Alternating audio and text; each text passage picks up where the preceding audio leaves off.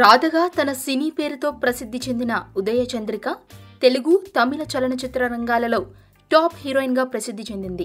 దక్షిణాది భాషలలో 250కు పైగా సినిమాలలో నటించింది. కానీ ఈమె అక్క కూడా సినిమా నటే. ఆమె పేరు అంబిక.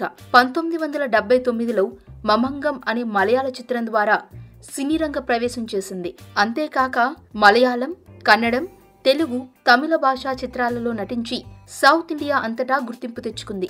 తమిళ స్టార్ హీరోలైన రజనీకాంత్, కమల్ హాసన్ల చిత్రాలలోనూ, అలాగే మలయాళ సూపర్ స్టార్ అయిన మమ్ముటి, మోహన్ లాల్ చిత్రాలలోనూ నటించి మెప్పించింది.